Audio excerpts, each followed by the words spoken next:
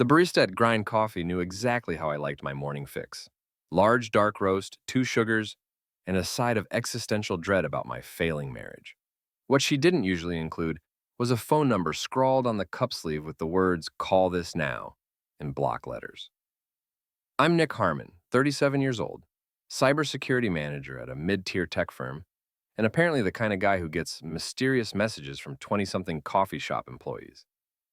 My first thought was that Kira, the barista with the nose ring and knowing smirk, was finally making her move. My second thought was that my wife, Elena, would probably encourage it, considering she'd been working late nights at her drone startup for the past 6 months. Interesting artwork, I said, holding up the cup.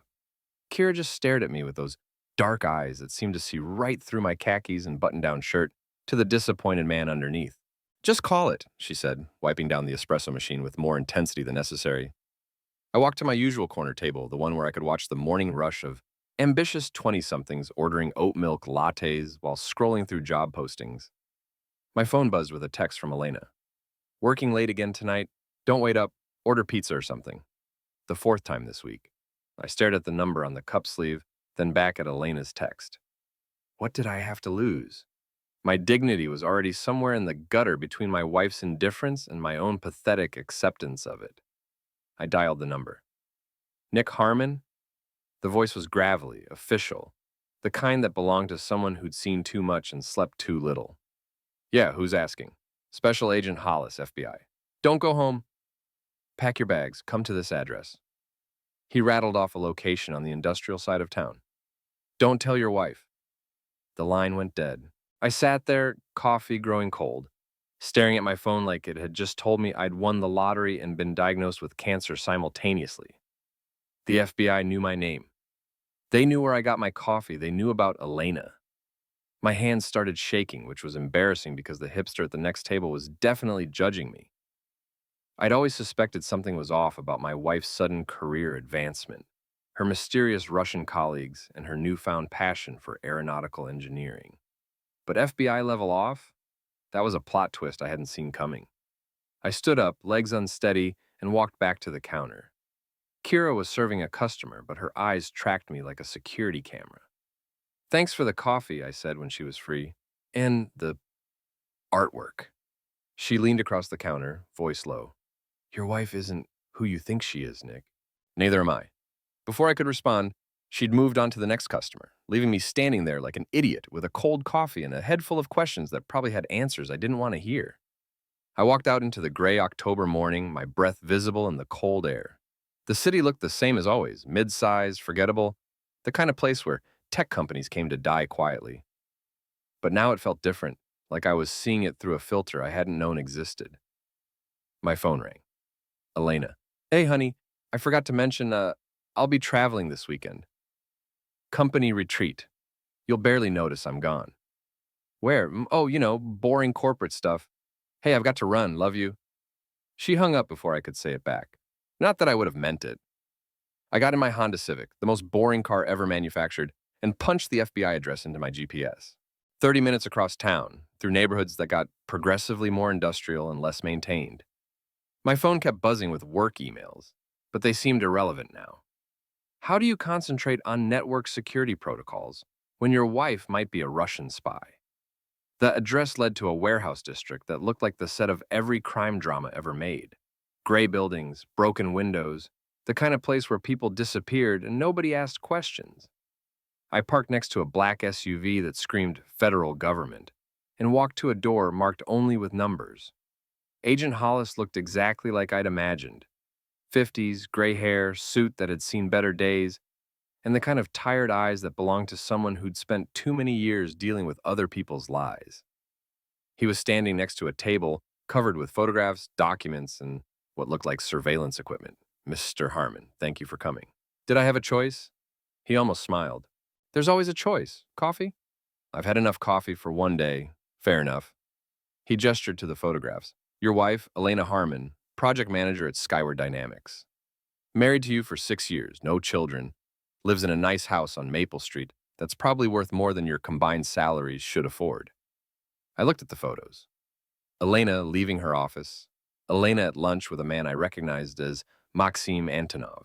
her company's CTO, Elena entering a hotel I'd never seen before. The timestamp showed they were all taken within the last month. She's been busy, I said. More than you know. Skyward Dynamics has been developing drone technology with potential military applications. Technology that's been finding its way to some very interested foreign parties. Russian parties? Among others. Your wife has been facilitating these transfers along with Mr. Antonov and several others in their organization. I sat down heavily in a metal chair that squeaked under my weight. So she's a spy. She's a criminal. The spy part is almost secondary at this point. Agent Hollis pulled out a device that looked like an expensive pen. We need you to plant this in her purse or briefcase. It's a tracking and listening device. We need to know where she goes, who she talks to, and what she's planning. Why me? Because you have access. Because you're her husband. Because, frankly, you're the only one she doesn't suspect. That stung. Probably because it was true. Elena had never considered me smart enough or ambitious enough to be a threat. I was just boring Nick with his boring job and his boring hobbies, content to let her handle the exciting parts of our life. What happens to her when you catch her? That depends on what we find. But Mr. Harmon, you should know. The man she's been meeting, Maxim Antonov, they're not just business partners. He slid another photograph across the table. Elena and Maxim kissing outside the hotel, her hand on his chest, both of them laughing about something. The timestamp was yesterday while I was at work, probably worrying about firewall configurations. I stared at the photo until the image burned itself into my brain. My wife, my boring wife, who complained about my boring life, was not only a criminal, but a cheating criminal. And apparently I was the last person in the city to figure it out.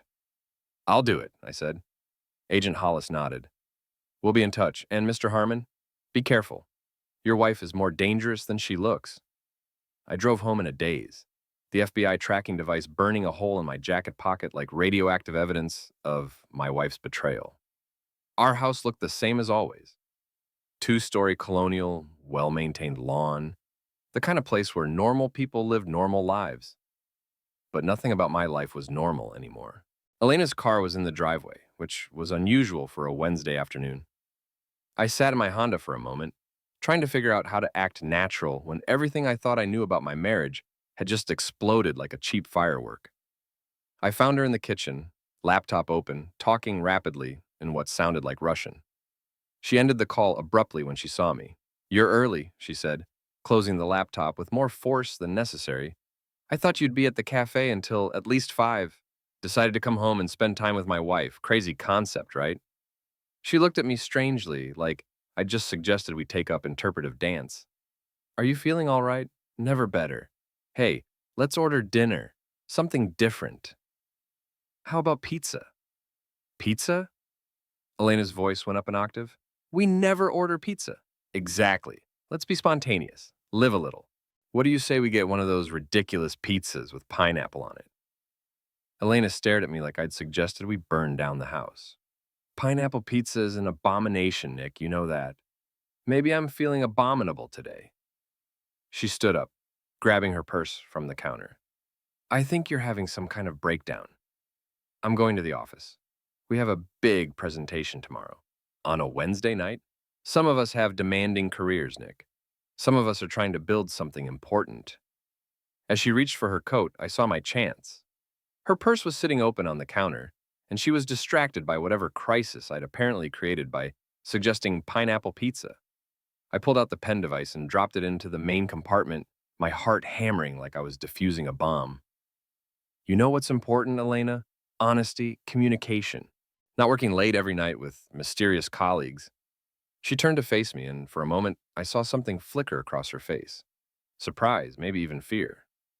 What's that supposed to mean? It means I miss my wife.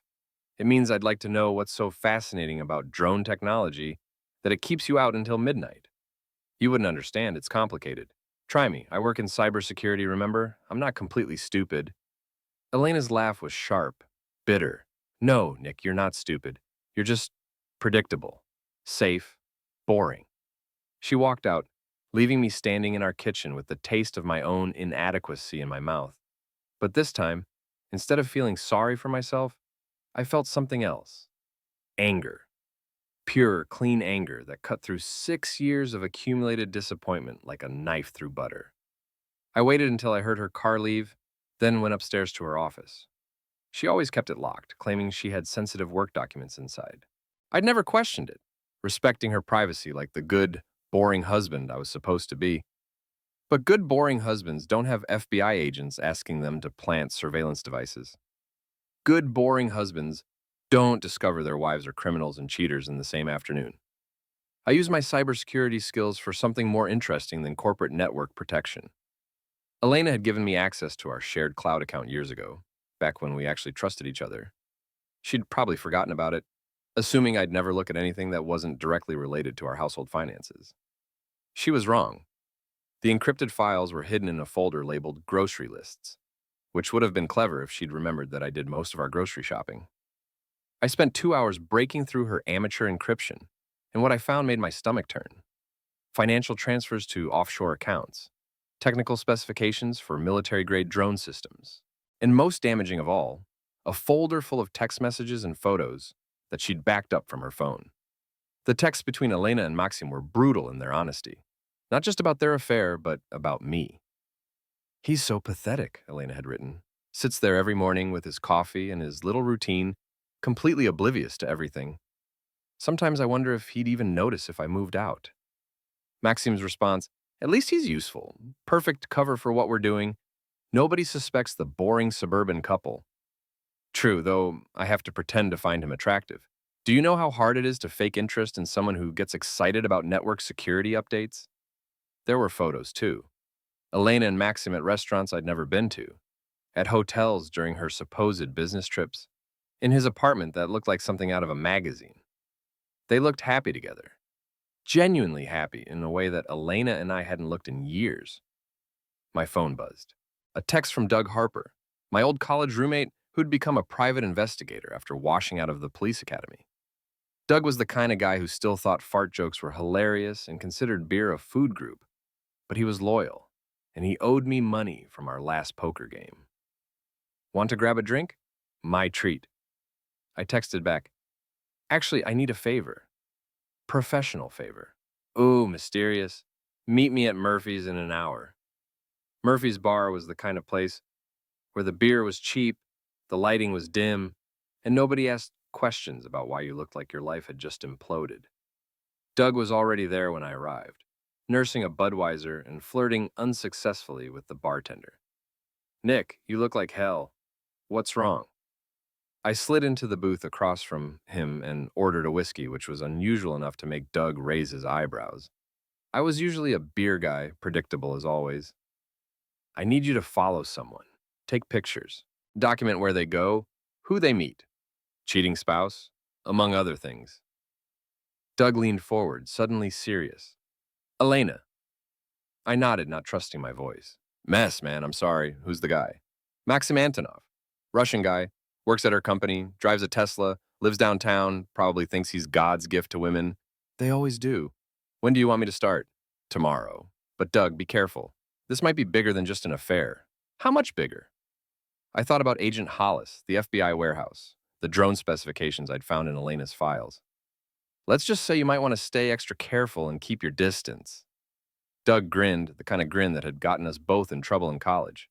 "Now you're talking my language. Don't worry, Nick. I'll get you everything you need to nail these jerk." We spent the next hour planning surveillance routes and discussing Doug's rates, which were surprisingly reasonable for someone with his lack of success in the private investigation business. By the time I got home, Elena was already there, sitting at the kitchen table with her laptop open again. "Where were you?" she asked without looking up. "Having a drink with Doug." "Doug Harper? That loser you went to college with?" "That loser is my friend." Elena finally looked at me, and I saw something new in her expression. Calculation.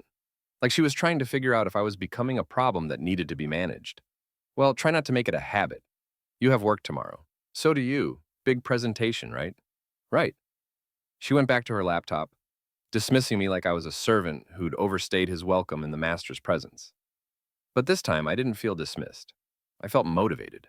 I went upstairs and called Agent Hollis. "The device is planted," I said. "What happens now?" "Now we wait. And Mr. Harmon? Document everything you can from your end. Photos, conversations, anything that seems unusual." More unusual than my wife being a criminal? Trust me, it gets worse. The next morning, Elena was gone before I woke up, leaving only a coffee-stained note on the kitchen counter. Emergency meeting, home late, don't wait up. The same note she'd been leaving for months. I realized, how had I been so blind? My phone buzzed with a text from Doug. Following target now. This guy's schedule is busier than a politician during election season. I drove to work, trying to act normal, while my phone vibrated constantly with updates. Doug was thorough, I'd give him that. Photos of Maxim arriving at Skyward Dynamics, leaving for lunch, meeting Elena at a coffee shop 3 blocks from their office. They looked comfortable together, like a couple who'd been together for months. At lunch, I drove to Grind Coffee hoping to talk to Kira. She was working the register, but when she saw me, she nodded toward the back of the shop. I ordered my usual and waited. She brought my coffee personally, sitting down across from me like we were old friends. "How did it go?" she asked. "You mean planting the device? Fine, but I have questions." "I bet you do. Who are you really? FBI, CIA, Barista Spy Academy?" Kira almost smiled. "I'm someone who's been watching your wife for a long time. Someone who knows she's been selling American drone technology to the highest bidder. And you're telling me this because? Because we need your help, and because you deserve to know what kind of person you married." She slid a photograph across the table. Elena and Maxim entering a warehouse on the outskirts of town, the same industrial area where I'd met Agent Hollis. They're planning something big for tonight, a demonstration for potential buyers, foreign buyers. What kind of demonstration? The kind that proves American military drone technology works exactly as advertised. My phone rang. Elena: "Hey, honey, I'm going to be really late tonight. Don't wait up." "Another emergency meeting? You know how it is. Big clients, important deals." "Right, well, be safe." "Always am." After she hung up, Kira leaned forward. "We're going to follow them tonight. You, me, and Agent Hollis. We need to catch them in the act. Is that safe? Safer than letting them sell military secrets to hostile foreign governments." That evening, I met Agent Hollis and Kira at the same warehouse where this whole nightmare had started. Hollis had surveillance equipment that looked like something out of a spy movie, and Kira had changed from her coffee shop uniform into all-black clothing that made her look like a completely different person. "Your wife and her associates are meeting buyers at a warehouse about 2 miles from here," Hollis explained. "They're going to demonstrate the drone technology, then complete the sale. We need to catch them with the buyers and the technology. What's my role in this? Stay back, stay quiet, and document everything you can. This is evidence we'll need for prosecution." We drove to the warehouse in Hollis's SUV, parking behind a pile of rusted shipping containers that provided cover. Through binoculars, I could see Elena's car, Maxim's Tesla, and 2 other vehicles I didn't recognize. "Russian plates," Hollis muttered, looking at one of the cars through his own binoculars. We crept closer to the warehouse, staying in the shadows.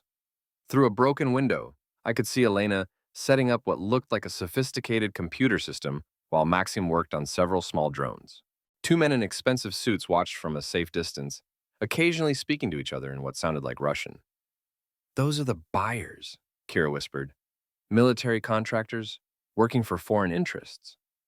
Elena looked different than I'd ever seen her. Confident, professional, completely in control. This was her real self, I realized. The bored, frustrated wife I'd been living with was the act. "Beginning demonstration," Elena announced to the room. "These drones are equipped with the latest American military navigation systems, capable of autonomous flight and target recognition." She launched 3 drones from a makeshift runway inside the warehouse. They rose smoothly, their movements coordinated like a choreographed dance. On Elena's computer screen, I could see what the drones were seeing: a bird's-eye view of the warehouse district. "Impressive," one of the buyers said in accented English. "Range?" 50 miles with current battery technology, unlimited with the solar charging modifications. "Payload capacity?" Maxime stepped forward. "Depends on the payload, but sufficient for most applications." The way he said applications made my skin crawl. We weren't talking about delivery drones or search and rescue equipment. We were talking about weapons. Suddenly, the drones stopped moving. They hovered in place for a moment, then began descending rapidly. What's happening? One of the buyers demanded. Elena frantically typed on her computer. I don't know. They're not responding to commands.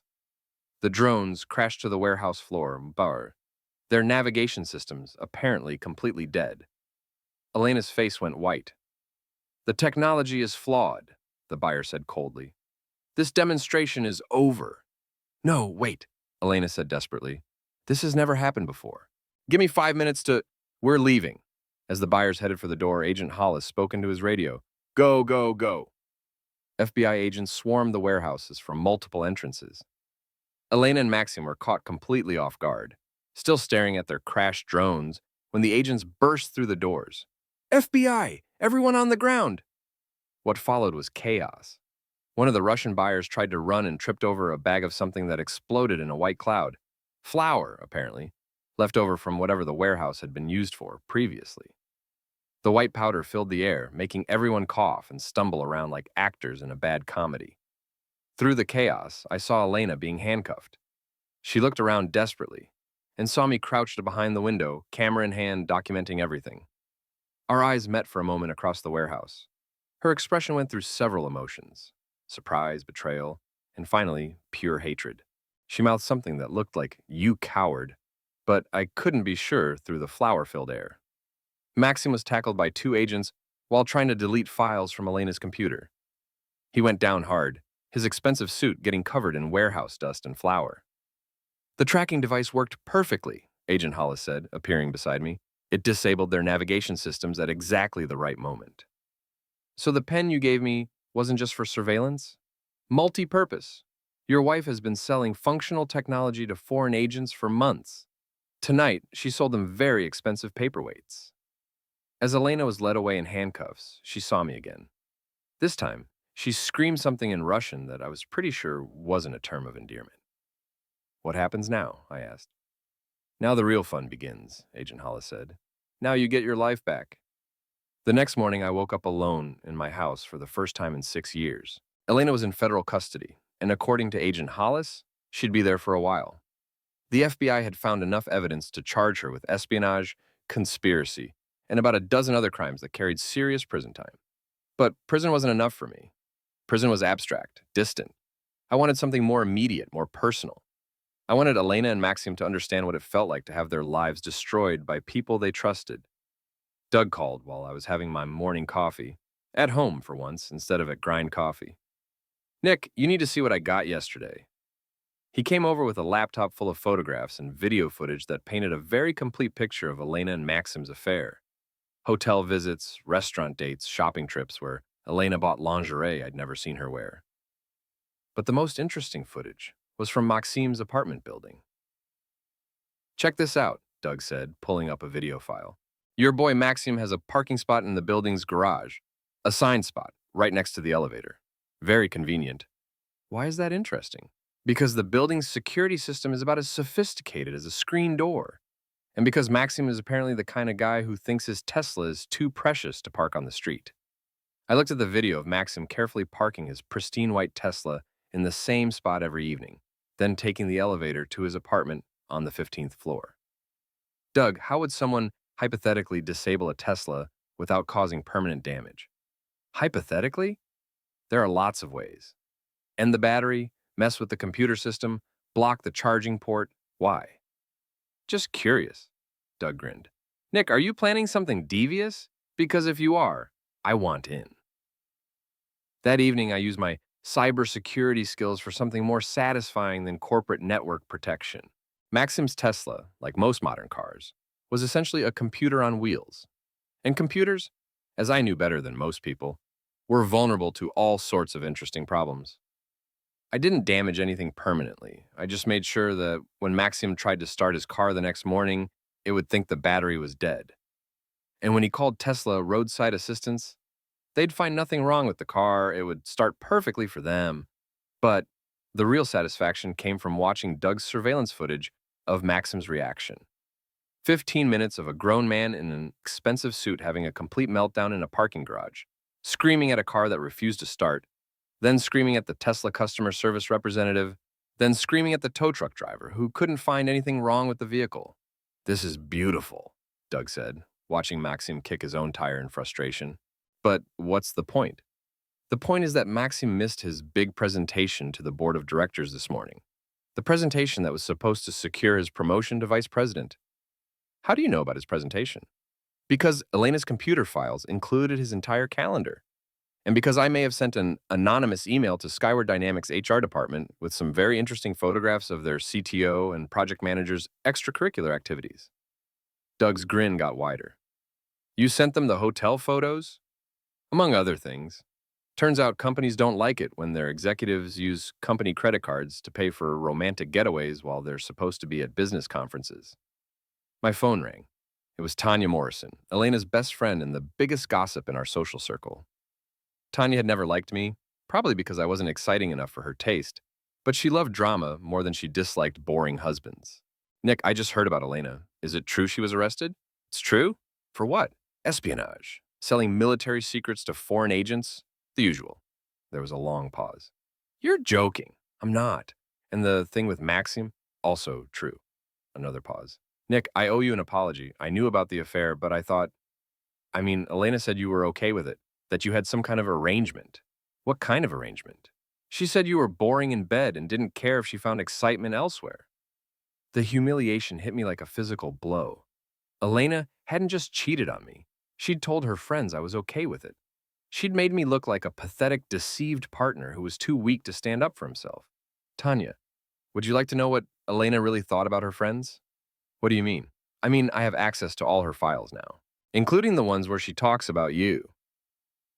I read Tanya a few choice excerpts from Elena's messages to Maxim, where she'd called Tanya a desperate housewife with nothing interesting to say, and the kind of person who peaked in high school and never got over it. She said that about me, among other things. She also said you were too stupid to realize your husband was having an affair with his secretary. My husband is having an affair with his secretary? According to Elena's notes, it's been going on for 8 months. She thought it was hilarious that you hadn't figured it out. Tanya hung up without saying goodbye. Within an hour, she'd called back. Nick, I'm posting everything about Elena on Facebook. The affair, the arrest, everything. That unpleasant person destroyed my marriage, and I'm going to destroy her reputation. Tanya, I don't think... Too late. It's already posted. And I'm sending it to everyone at Skyward Dynamics, too. Let's see how she likes being the subject of office gossip. By evening, Elena's arrest and affair were the talk of our entire social circle. My phone was buzzing constantly, with messages from people I hadn't heard from in months, all wanting to know if the rumors were true. But the most satisfying call came from Agent Hollis. Mr. Harmon, we've had some interesting developments. It seems Maxim Antonov has been fired from Skyward Dynamics for misuse of company resources and violation of the morality clause in his employment contract. What about Elena? Elena's been suspended without pay pending the outcome of her criminal case.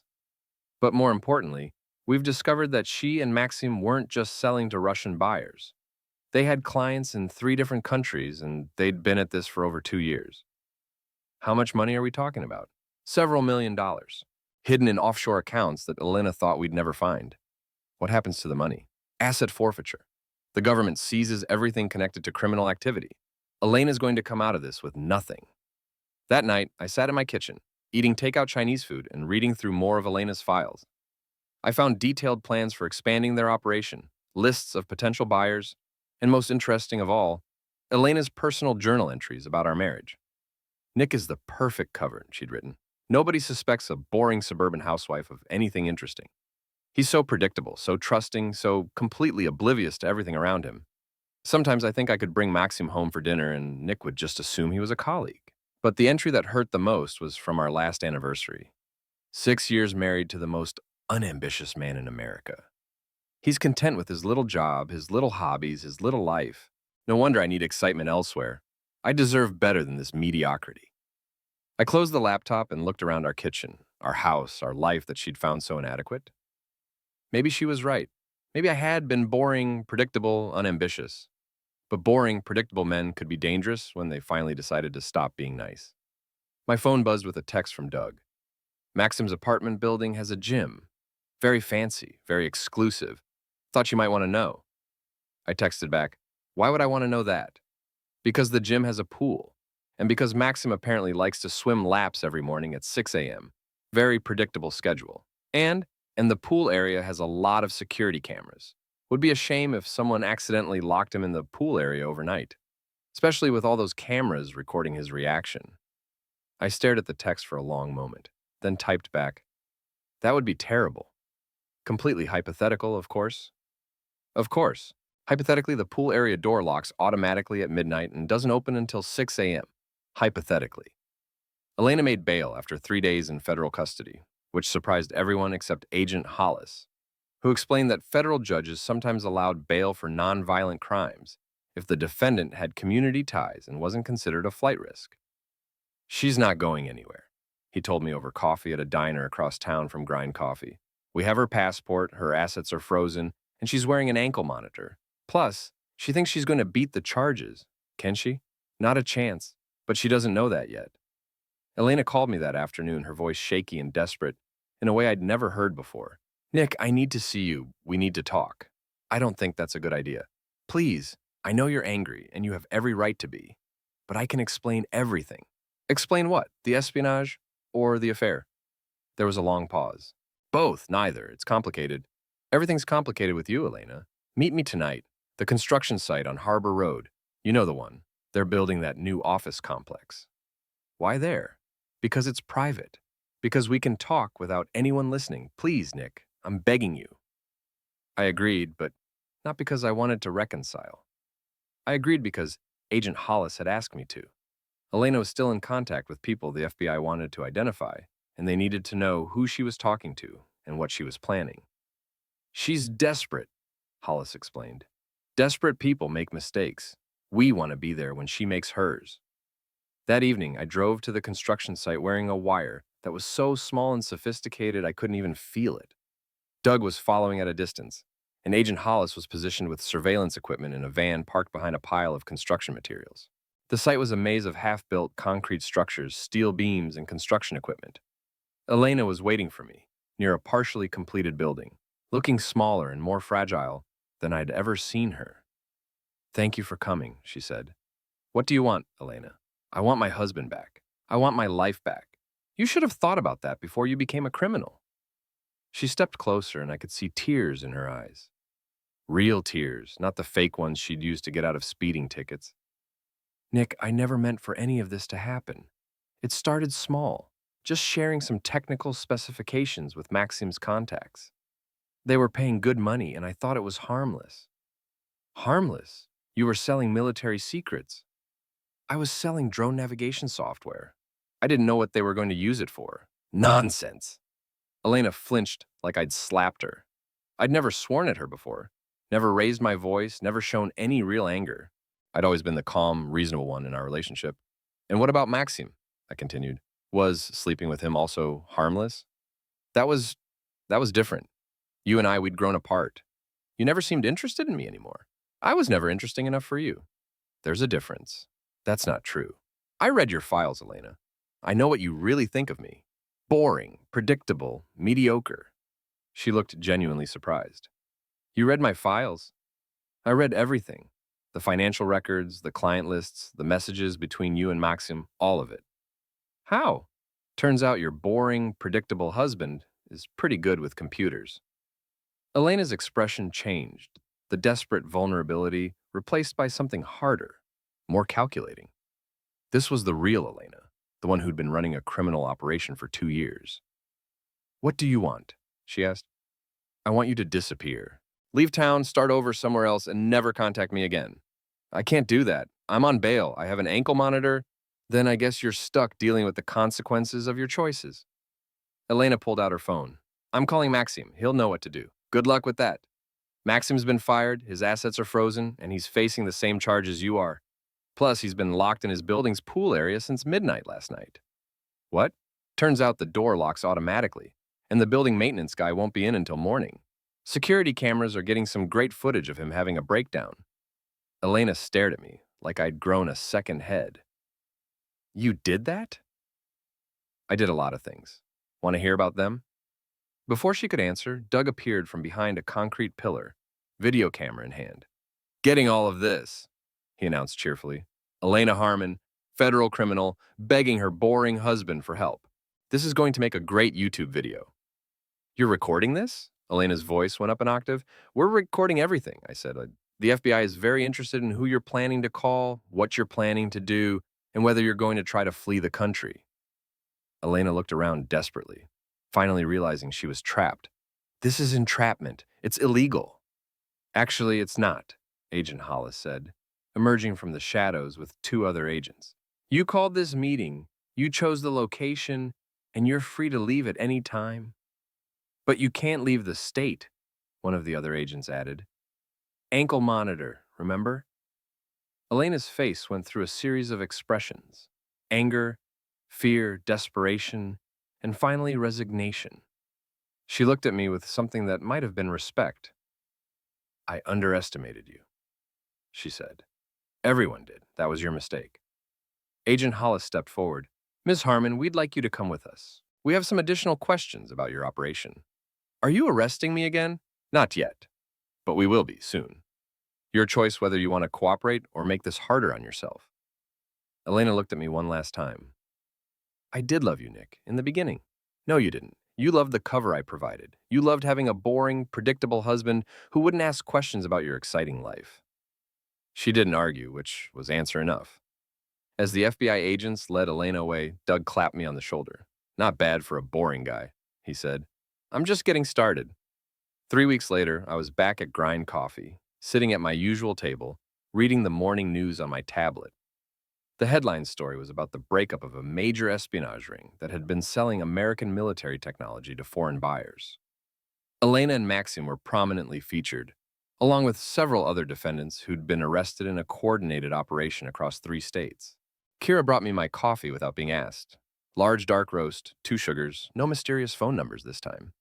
How are you holding up? She asked, sitting down across from me. Better than expected. Turns out divorce proceedings are pretty straightforward when your spouse is a federal criminal. In the house, mine, the cars, the bank accounts, everything we own together, Elena's assets are frozen, and she can't claim anything that might be connected to criminal activity. What about her legal fees? Public defender. Turns out offshore bank accounts don't help much when the government seizes them. Kira almost smiled. You've been busy. I had help. Doug's been very thorough in documenting Elena and Maxim's activities. Turns out they weren't very careful about covering their tracks. What kind of tracks? I pulled out my phone and showed her a video Doug had posted on YouTube. Russian spy couple caught an FBI sting. It had over 1 million views and counting. Doug's considering a career change from private investigator to social media influencer, I explained. Apparently, there's good money in exposing cheating spouses and federal criminals. The video was a masterpiece of public humiliation. Doug had edited together surveillance footage, FBI raid footage, and interviews with Elena's former friends and colleagues. The result was a comprehensive destruction of Elena's reputation that would follow her for the rest of her life. My favorite part is the interview with Tanya, I said, fast-forwarding to a section where Elena's former best friend explained in detail how Elena had manipulated and lied to everyone she knew. Elena thought she was so smart, Tanya said in the video. She thought she could fool everyone forever. But she was just a pathetic criminal who destroyed her marriage and betrayed her country for money. The comments section was brutal. Elena had become a meme, a cautionary tale, a symbol of everything people hated about entitled criminals who thought they were too smart to get caught. What about Maxim? Kira asked. Maxim's having his own problems. Turns out his visa status was questionable and his criminal charges make him eligible for deportation. He's looking at several years in federal prison followed by permanent exile to Russia, where he'll probably face additional charges for failing in his mission. Probably. But that's not my problem anymore. My phone buzzed with a text from Doug. Check Channel 7 News. Elena's sentencing hearing is starting. I opened the news app and found a live stream of Elena standing in federal court, wearing an orange jumpsuit and handcuffs, listening to a judge read her sentence.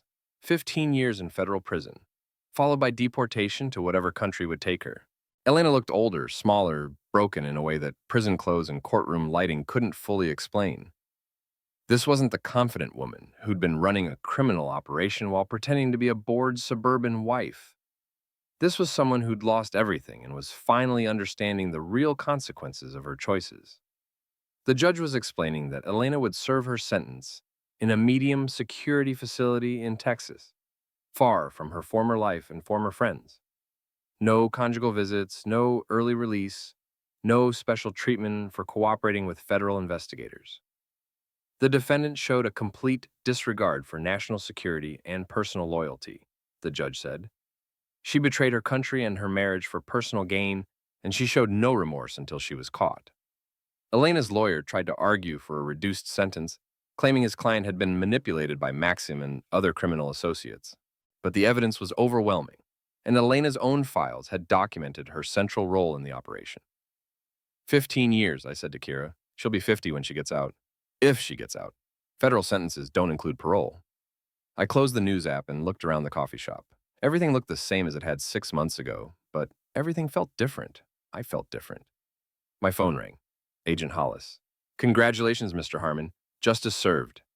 Thanks. What happens now? Now you get on with your life. Elena and Maxim are going away for a long time. Their operation is completely shut down, and you're free to be as boring or as exciting as you want to be. I think I'll stick with boring. It's safer. Boring worked pretty well for you. You helped us catch some very dangerous criminals. After Hollis hung up, I sat in the coffee shop for another hour, watching the morning rush of ambitious young professionals, ordering complicated drinks and discussing their important careers. 6 months ago, I would have envied them. Now I just felt sorry for them.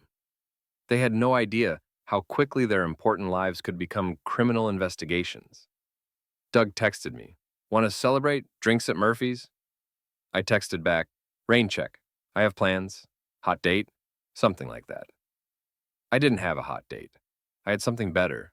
A quiet evening at home, in my house, with my boring hobbies and my predictable routine. No mysterious phone calls, no federal agents, no criminal wives with secret lives. I drove home through the same streets I'd driven for 6 years, past the same buildings and the same landmarks. But now they looked different, like I was seeing them clearly for the first time. This was my city, my neighborhood, my life. Not exciting, not glamorous, but mine. At home, I made dinner for one, opened a beer, and sat on my couch watching a baseball game on TV. My phone was silent, my house was peaceful, and for the first time in months, I felt genuinely happy. Elena had been right about one thing. I was boring, predictable, unambitious, but she'd been wrong about what that meant. Boring men notice things. Predictable men can be trusted with important tasks. Unambitious men don't make the kind of enemies who end up in federal prison. I raised my beer in a toast to my empty living room. To boring husbands everywhere, may your wives never underestimate you. Outside, it started to rain, the kind of steady autumn rain that would last all night. I turned up the volume on the baseball game and settled back into my couch cushions. Elena was spending the night in a federal prison cell, probably lying on a thin mattress and wondering how her exciting life had gone so wrong. Maxim was in a different prison, probably having the same thoughts in Russian. And I was home, warm and dry and free, watching my team lose in extra innings while rain drummed against the windows. It was the most beautiful sound I'd ever heard. The end.